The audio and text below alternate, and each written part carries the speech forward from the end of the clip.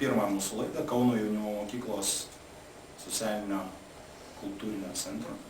Ir pirmosios laidos bus apie vertybės.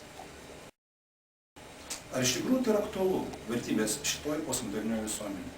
Tai įvairios interpretacijos. Vieni sako, kad apie tai tiesiog neverta kalbėti, todėl kad visos vertybės tapo tiesiog nuliu. Mes visi pragmatikai, vartotojai, bet ar visi? Gal kažkas pasiliko, kas yra svarbu žmonėm? Pakalbėkime apie tai.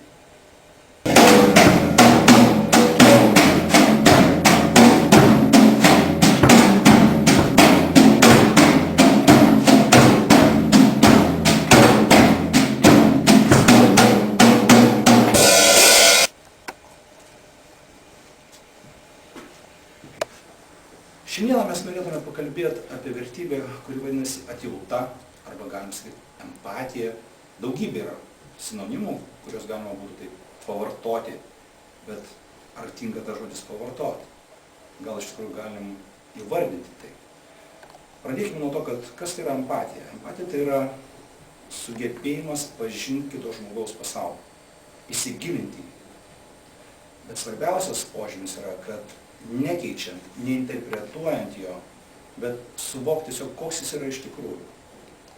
Žinoma, dažnai kyla klausimas, ar tai yra lengva padaryti.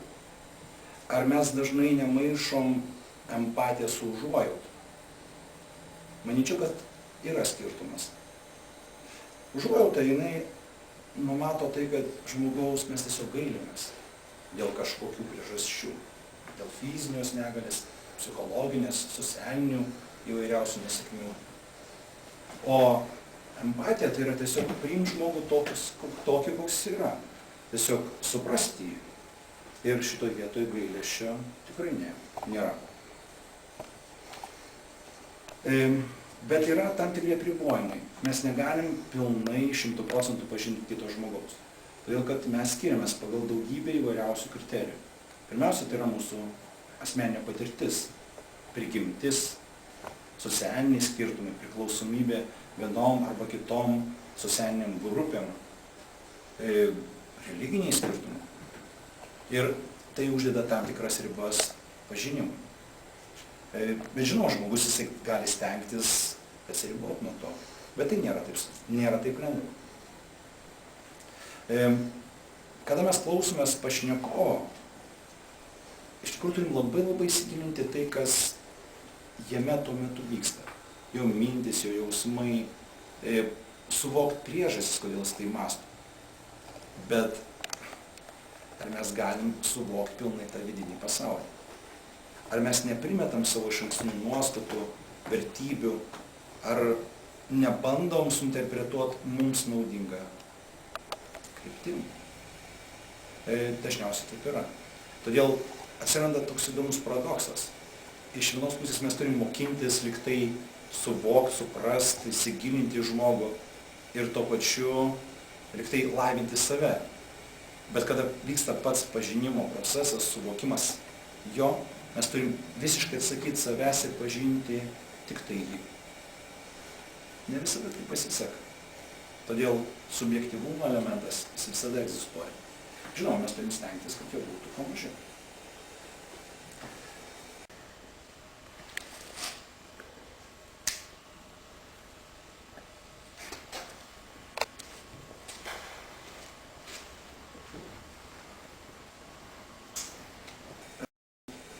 Schopenhaueris, kalbėdamas apie moralės pagrindus, jis visada kalbėjo apie tai, kad mes turim užjausti kitus.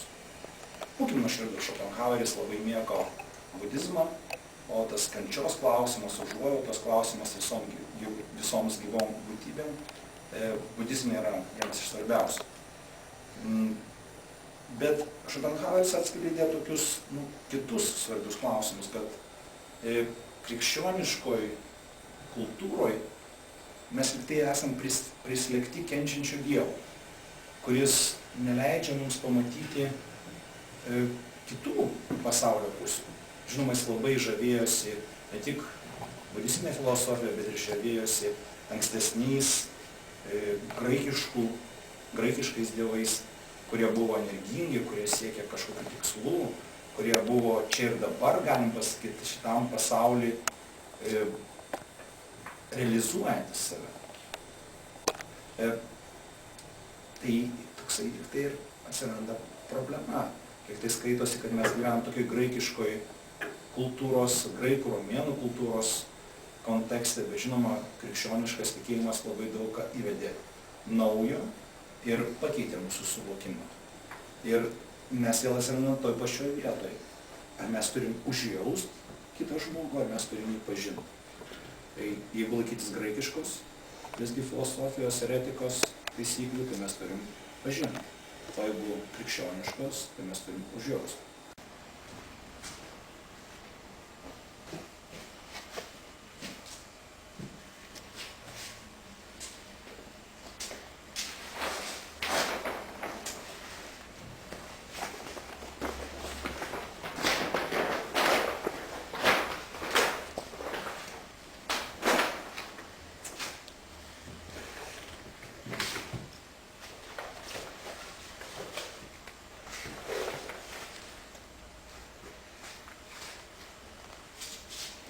Todėl, kada naudojam tos terminus, mes turim labai atsargiai pasverti, apie ką mes kalbam šioje konkrečioje situacijoje.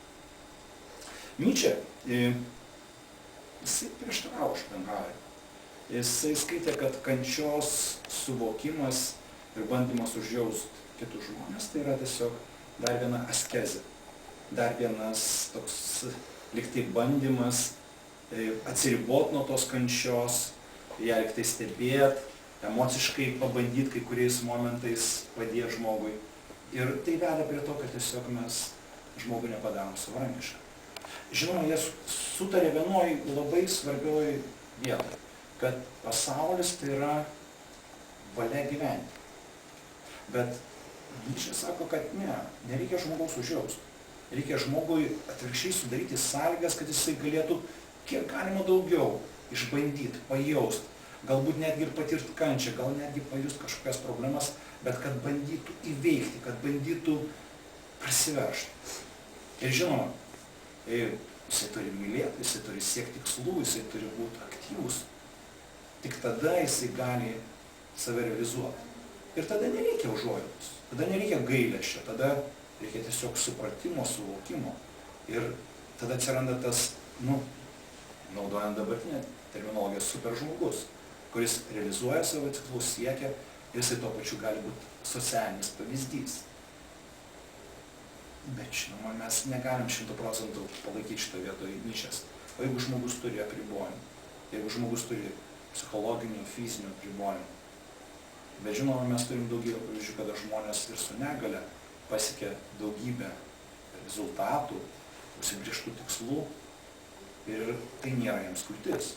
Tai gal yra tik tai apribojimas, bet tai nėra galutinė kliūtis pasiekto tikslo. Todėl atsakyti 100% mes į tai negalime.